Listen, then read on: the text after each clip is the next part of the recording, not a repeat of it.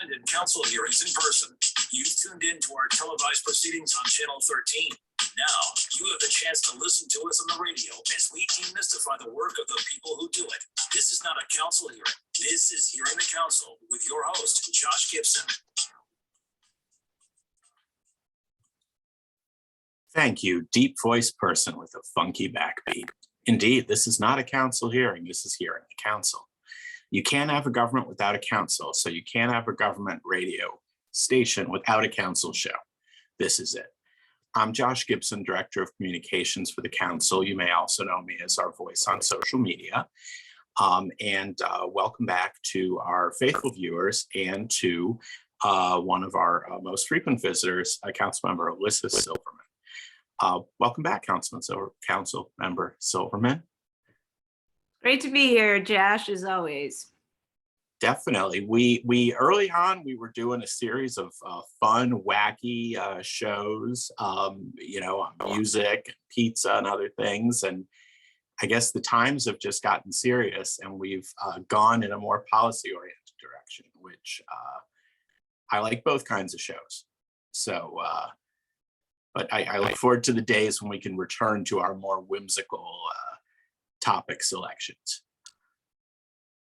I do too, Josh, and we can always weave in some DC music and thoughts on pizza and other delicious but inexpensive foods into our conversation today. It's true. We can weave in the whimsy, which might be my future podcast title. Weave in the whimsy. I just like the way that sounds. But the opposite of whimsy, our topic today is census redistricting, which is critically important and very, very detail oriented. Talk a little bit about how you came to be in this role and what this job is entailed. Oh, wow. Well, I'm not sure I can tell. I'm not sure I have all the facts about how I came into this role. Let me say that. Chairman Mendelson, as part of his chairman duties, organizes the council, decides who chairs what committees and who chairs what subcommittees.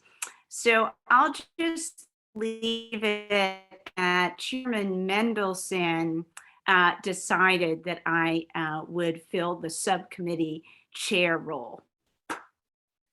Now here's a question that I have, and that I'm laughing, Josh. We'll throw a little whimsy in here. So generally, redistricting is something that is, you have to do by law, let me say. But usually when you make changes that are put upon people and that people don't ask for, there's unhappiness. So I will just say the reason I'm laughing is because it could be speculated that a thought going into choosing who might want to be subcommittee chair, who might want to fill that chair, is who would I want to have anger directed at them. But that's all to say that I understand that people don't like when they're told to change. And that is what we have to do in redistricting. By law, and this has come up many times, so let me be specific. It's not just district local law, it is federal law. It's actually based on the 14th Amendment of the Constitution, the Equal Protection Clause. Some people might know it as one person, one vote. That by law, we have to make sure that our legislative districts, what we call wards and advisory neighborhood commissions and single member districts, are equally proportioned so that everyone has about an equal voice in elected government. That's probably more than you wanted to hear, Josh. But I will say that whoever gets the subcommittee chair role, let me just say it colloquially, is probably going to get yelled at a little bit. And let me say that I tried to take it. I came in, you know how much oh, here we go, Josh. Everyone knows how much I adore the show Ted Lasso. So I kind of came in with a Ted Lasso approach, which is to say, I know that whoever I tell in this city that they might need to, at the end of this process, have their ward change might be unhappy. And I went into the process saying, I understand that. I'm empathetic to that. I know that might be the case. And so I tried to work backwards and say, okay, if I was in that position, what would I want the subcommittee chair to do? Well, I would want to make sure first that I knew why this process was happening. I would want to make sure that I had a voice in this process and that I knew I was being heard and listened to and taken seriously. And I would want to know that the subcommittee and the chair of that subcommittee considered all options that were viable. And so in what I would call my Ted Lasso, be curious, not judgmental approach, I approached our process of redistricting in that way. Well, it's funny, the analogy I was thinking of was in terms of how you approach committee work is more method acting. There are some actors who come into an acting job and they're just like, oh, I'm supposed to play this character. I'll figure it out. I'll just make it happen and it'll be credible and it'll be great. But then there are people that really become the role. So, when you got the labor committee, you went through the unemployment staff worker training and you worked the phone lines. You fully and entirely threw yourself in so that you could understand both what the workers were going through and what callers were going through. And I feel like to the extent that's possible, you did the same thing with the census, that the depth of immersion and the number of hearings, one per ward plus 3 others, that amount of work, the historical study that was done, the map analysis, allowing people to make their own census maps, and then to build your own planned maps on maps that were submitted by the public, sort of letting the whole city play Sim City with the future. I mean, of course, eventually some decisions had to be made, but to let it be a public-driven process, that's the analogy that comes to mind with how you do your committee work, is it's full immersion and full-on experiential, how can I put myself in their shoes? I will take that analogy and I'll add in here's how I'll spread some fun anecdotes in. So actually, one of the things that I did during the pandemic is I actually took an acting class. I took an acting class at Theater Lab, and it was really fun, number one. I think only the teacher knew that I was a council member because there are people from all over the region. But I take your comment as both accurate and as a compliment, because that is how I try to approach my council work. So if we know you're acting during any council meetings, are there any tells? Are there any ways that we'll know that you're bringing your new acting experience to bear? Or Well, I took a comedy acting class. okay. And it was excellent. I have to say, if anyone is thinking about doing it, do it. This class was online because this was actually last spring, I believe. So spring of 2020. But there are certain things that I got out of the class that I use every day. For example, so you referenced our discussion map. So one of the ways that and let me give full credit to my other two committee members. So I was given the distinct and honorable role of chair by Chairman Mendelson. He also appointed two other at-large members, colleagues to the subcommittee, and that's Councilmember Bonds, Anita Bonds, and Councilmember Christina Henderson. So we were the merry group of three. One of the things we did to reinvent the process, as you said, was now we have technology that we never had before to allow residents to be part of the process, to have truly an inclusive process. And one of the things that we did in the subcommittee's approach this time was have residents submit their own maps. And let me thank the Office of Planning for collaborating with us on that. So there was a mapping tool, mapping website, in which you could experiment and play with the population in various wards and actually submit maps for consideration to the subcommittee. We received over 200 maps from district residents. And in fact, we released three, one from a resident of Ward 5, one from a resident of Ward 6, who's an ANC commissioner, and one from a resident of Ward 7 as what we call discussion maps. And the reason we chose those three maps is because they met the legal requirements as well as made what we consider some of the key decisions. But to get back to my acting class, I like threes. And I learned in acting class that there is a comedy rule of three in which you sort of say things three times.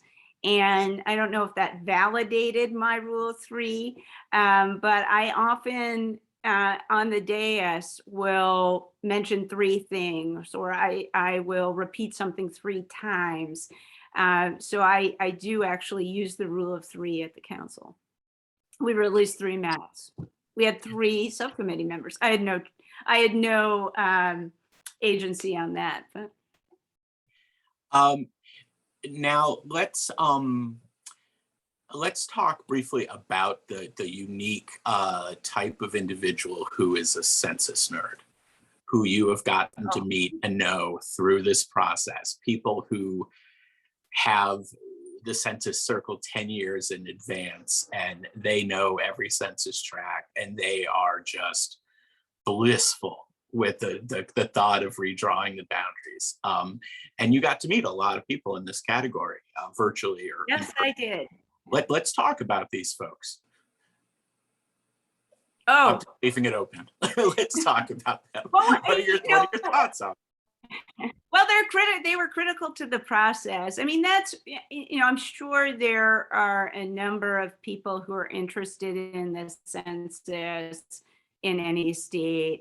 I will say, because we're in the District of Columbia, where there are a lot of federal agencies like the Bureau of Labor Statistics and the census, we might have, I'd say, a higher population per capita, perhaps, of data scientists and folks who are interested in data visualization and those types of things. So it's a great asset, honestly. And one of the things that I wanted to make sure is that we had a diverse set of voices. We had residents from all over the city who participated. We actually had a lot of commissioners from, east of the river, ANC commissioners in Ward 7 and 8 participate in the process. So what I guess what I want to emphasize, Josh, is I certainly appreciated those who really were census and data experts, but I wanted to emphasize that you didn't need to be a data expert to participate in the process. And we did our best. Could we have done more? Certainly.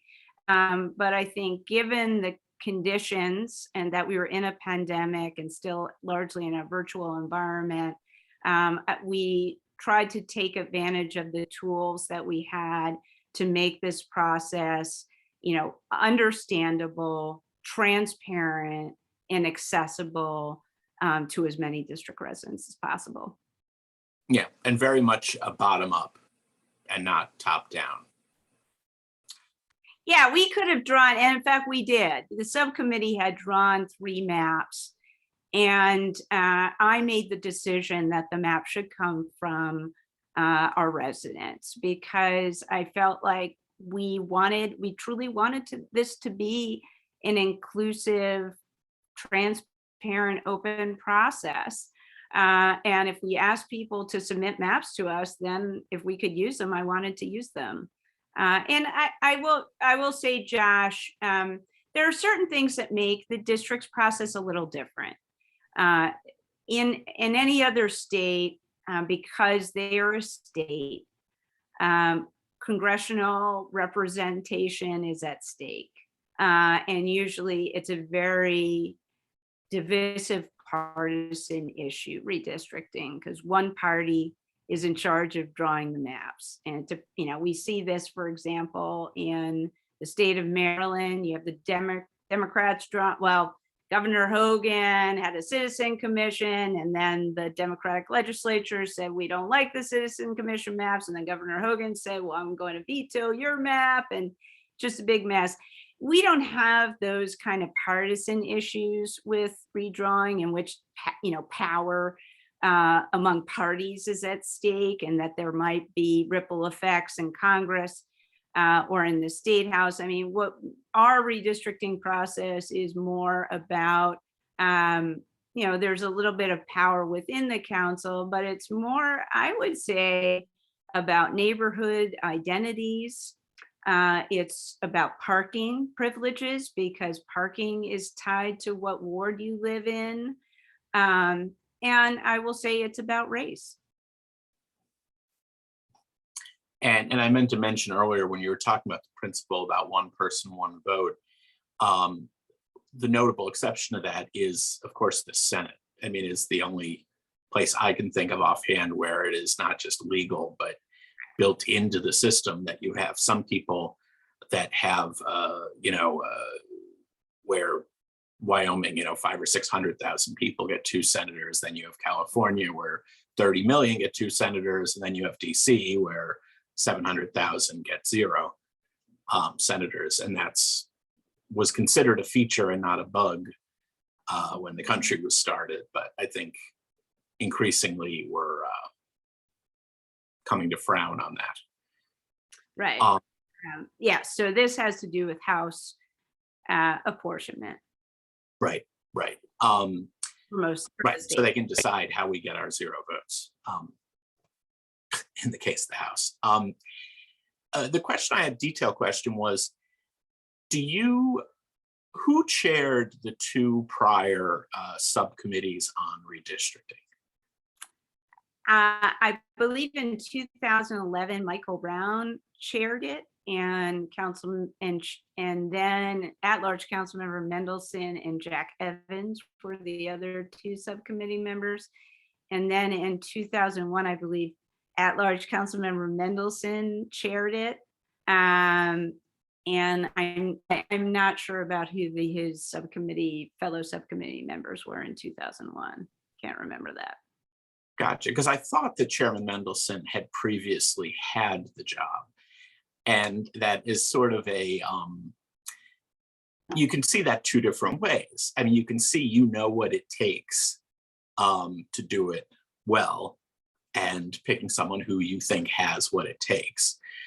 Or you also see someone who saw the perils and the downsides and the you can't wins, and the people are still blaming you years later for cutting off the other block that they thought belonged to their neighborhood. So I think it's kind of, I don't know if that's ever happened before, where a chair has picked a subcommittee chair who had previously done the job he was assigning to the subcommittee chair. It's just an interesting dynamic. Sometimes the law is silent in places, Josh, and I'm just going to pretend that I'm where the law is silent right now. Yeah. Although it is, I had not realized this, although when I read about it, it made sense that only at-large members, is it only at-large members can serve on the subcommittee, or is it only at-large members can chair the subcommittee? So I think it's, I'm not sure that's outlined in the statute. I will say the preference is for at-large members because you're talking about redrawing ward boundaries. So there might be a conflict of interest in having a ward member be a member of the subcommittee. So the idea is that at-larges who are elected citywide are not elected in a certain legislative district, do the redrawing, and the ward members only vote on it. They're not actually decision makers from the subcommittee. But I do believe Councilmember Evans was a member of the subcommittee in 2011, and he Oh, that's true. represented Ward 2. You did mention that. Well, moving forward, because it's the gift that just keeps on giving, we'll have this, I guess, the second vote on the ward maps at next Tuesday's meeting. But then we will go into, and we're obviously that we're not involved in this part, but talk about the drawing of the ANC and the SMD lines. Sure. So redistricting is a two-part process. And as I said, the one person, one vote is not just applies to the council seats, but it also applies to our elected advisory neighborhood commissioners. So once we finish the ward redrawing, which is going to happen on Tuesday, the 21st, we're going to take a second vote as well as move emergency legislation that will put these lines into almost immediate effect. Depends on whether the mayor signs, what the mayor does. But it is a piece of emergency legislation that we needed to do because we have to get the ward boundaries in shape for the June 22 primary. We also need to have the ward boundaries in place to be able to redraw the ANC boundaries. Because of course, as you know, and let me just give a few highlights for those who haven't been paying attention. I can't believe what you all are up to, not paying attention to redistricting. But there were some big boundary shifts. So the biggest shifts were in Ward 6, 7, 8, and 2. So the highlights from redistricting is that because of the equal representation requirements, Ward 6 had too many people living in its current boundary. Ward 7 and 8 had too few people living in the current boundary. And then there are effects from contiguous, because we like to draw the wards compact and contiguous. So Ward 2 is also impacted. So the big headlines are that Ward 8 moved across the river into the Navy Yard area, most of what's considered the Navy Yard neighborhood. Ward 7 moved further west across the river into the areas known as Hill East, and currently this is one of the places where the subcommittee differed a little bit than Chairman Mendelson and the folks who informed his decision making. We initially had sort of the northern communities that border Benning Road as part of Ward 6. So I'm talking about Rosedale and Kingman Park, which is currently part of Ward 7. And the chairman actually reversed that decision, put those communities in Ward 7. Both, I guess, both the subcommittee and the chairman made those decisions based on equity, different ways of looking at equity, I'll say. The other big thing is that a lot of the western part of Ward 6, so we're talking about the Shaw, Mount Vernon Square area, they said, we know we're likely to be shifted to another ward. We'd like to be all in one ward. And a lot of residents there expressed a preference if they needed to be in a boundary change area to go to Ward 2. So Shaw and Mount Vernon Square now are in Ward 2. I say that as a setup for the ANC redrawing, because obviously those areas that shifted boundaries, now those ANCs will be part of the new ward, of their new ward. So Shaw, Mount Vernon Square will now be part of Ward 2 ANC, and there will be, we think, likely standalone ANCs in Ward 8 and Ward 7 in those western parts of those wards. That's probably more than you wanted to hear, Josh, but let me give the details on the ANC redrawing. So that is overseen by the subcommittee, but is largely executed by the ward members. So each ward member appoints what is called a ANC redrawing task force. And so if you're interested in this, get in touch with your ward member pronto, ASAP, immediately, because those decisions are being made right now. And what those task forces do is look at the new ward boundaries and the population and draw the ANC and single member districts. In law, the single member districts need to be 2,000 people plus or minus 5%. There's a little bit of a cushion. So I think that's like 1,900 to 2,100 people. And that process will start soon, very soon, and hopefully wrap up in April, when those recommendations then come back to the subcommittee. And I can say from historical experience that I was an ANC commissioner many, many moons ago, elected in 2000. And the ward boundary redrawing group, there were 2 or 3 of us that they didn't agree with, and they drew boundaries that would have required us to leave our ANC seats.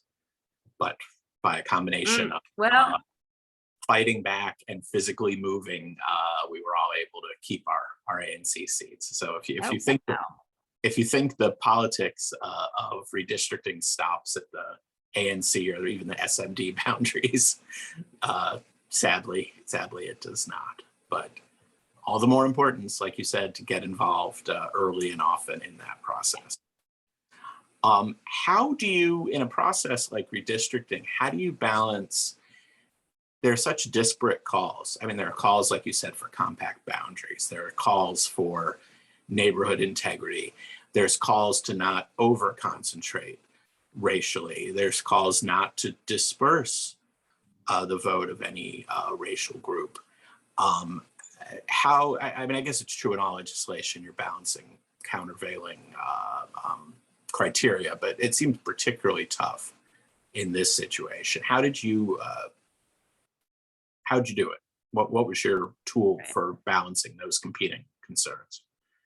Well, first we looked at what is the law, and what I always call the North Star of redistricting, and that is the equal representation requirement. This is the one person, one vote. Within that, so that's it comes from the Equal Protection Clause of the 14th Amendment, but there's also the 15th Amendment is at play, and the Equal Rights Act is at play, and that any rebalancing of the population we do cannot dilute the voting strength of minority citizens, according to federal law and district law. So the reality of what that means is that when we were looking at wards 7 and 8, which are predominantly Black wards, we wanted to make sure that whatever redrawing we did not dilute the voting strength of Black voters in those wards. So that took some voting analysis. So what we did is we looked at various scenarios, and then especially in making sure that we would not be in violation of the Voting Rights Act, we did look at voter registration data and did an analysis in whether we felt like that might dilute the voting strength of Black residents. I will say that was at issue with one ANC, I believe it was ANC 6A, had submitted a map to us, which ANC 6A is on the eastern side of the greater Capitol Hill area, the neighborhood that I named Rosedale, as well as I think what people call Hill East. And they wanted to stay in Ward 6. And what they had proposed was, instead of their neighborhoods shifting to Ward 7, they wanted to put both Navy Yard and Southwest in Ward 8. And given the demographics of those two areas, I did feel that the subcommittee felt that that could run into problems with the Voting Rights Act. So for that reason, we felt that their map was not a viable option. So I will say the two biggest criteria are the, one person, one vote, and the equal rights and the Voting Rights Act, making sure that we're not diluting the voting strength of minority residents. Then there are other principles of redistricting that we did try to adhere to. They're not hard and fast rules, but they are best practices, and that is drawing maps that are compact and contiguous. So that means that you don't have these crazy barbell looking wards, but you have very compact wards. I think, Ward 1, for example, would be my model, probably of very compact. And I know you were an ANC commissioner in Ward 1, Josh. Other criteria are keeping census tracts intact. Another big criteria, which we did discuss a lot when it came to Ward 6, was the concept of keeping communities of interest together. So this is a hard to define term. In the district, in the past, it's generally not splitting identifiable neighborhoods apart.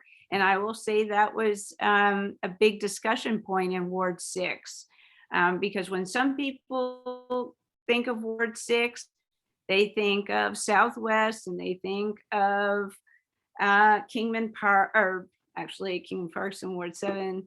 But the point I'm trying to get at is a lot of people just think of it as Capitol Hill. As Capitol Hill is this big,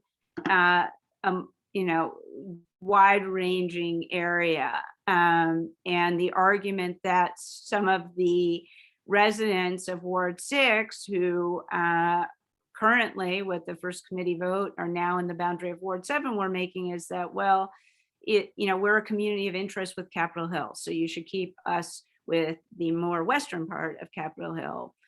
So that was I will say a concept that we had a lot of debate about. But what I did was put what I considered the principles of redistricting together and explained sort of that this was the process and these were the criteria we were going to use to evaluate the maps. I have one more census question, then we're going to go to a quick round of fun questions, then we're all done. Okay, great. And the answer to this could be not going to be my problem, or I have no clue. Census 2030.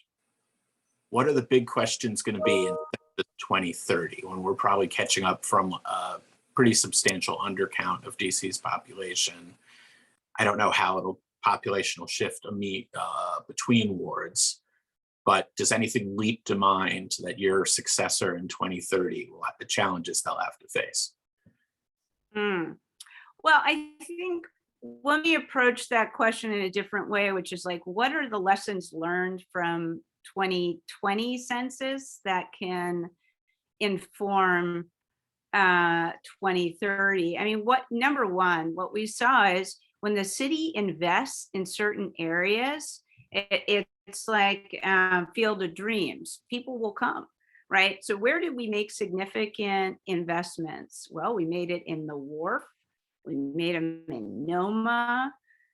We made it in the Navy Yard area. And guess what? That's where we saw significant population growth.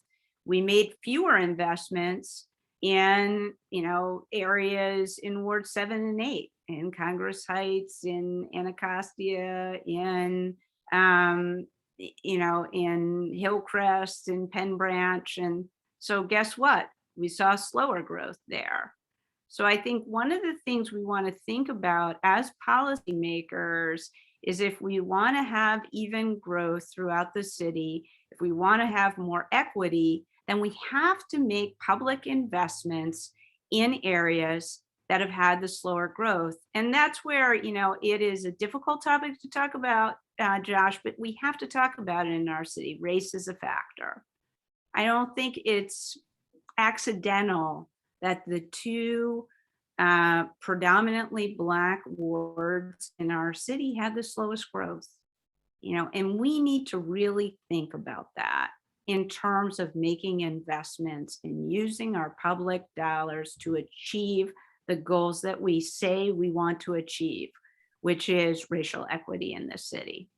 So I perhaps took a roundabout approach to answering your question, but I say in 2030, if we see more equitable growth and more even growth, it's because we made investments in an equitable way. That actually makes a ton of sense. That was the kind of reflection I was trying to trigger with a sort of off the wall question. We are I'll also say, I hope I don't have to chair the subcommittee. I don't have enough gray hair probably to last 10 more years. So, I mean, Josh, when I first came on the council, I had like no gray hair. Look at this. Correlation does not imply causality, but maybe sometimes. So for our exit round, we've played this game once before. I'm going to name a number of tasks, and I want you to name which of your colleagues you would pick to take that task on with you. First one is walk in the woods. Which council member would you enjoy a nice walk in the woods with? You know what? Can we do former council members? Because I know Tommy Wells knows a lot about Sure. trees.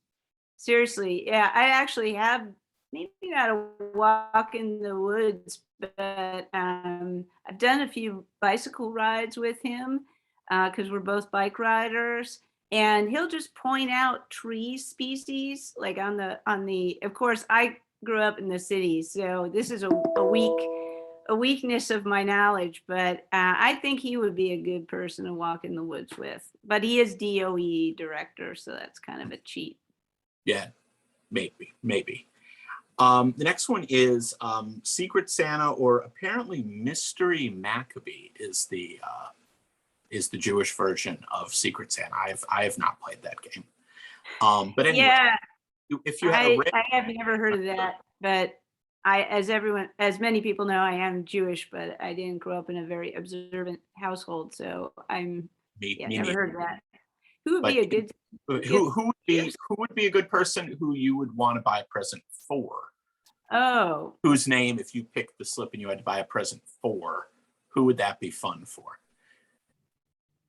oh, wow. Nothing leaps out to mind. I'm sure it'd be fun to buy it for everyone. Then we'll skip it. And who would you like to buy you a present? Who do you think would do a good job of gift purchasing? Well, so I think we've dwelled a lot on Chairman Mendelson, but he does give the same gift every year, which is at Christmas, which is the chocolate covered cherries, which I'm sure you're familiar with. So I would not choose Chairman Mendelson because I'm not a big cherry fan. Those are tasty cherries, though. If you're team cherry, I'm not a cherry a fan. lot worse. I'm not a cherry fan, but if you like cherries, then it's definitely him. I'm a little flummoxed here, Josh. I was good on the last time we did this. It's all good. We'll do 3 more, and feel free to pass. Okay. Poker. Who would you like to play poker with? Because it would be enjoyable to play poker with them. Good poker player. And the flip one, which you can be thinking about simultaneously, is who would you be worried playing poker with? Because bluffability. Yeah, I used to play poker a lot. I bet Christina Henderson would be a fun poker player. Now, who would I be concerned about?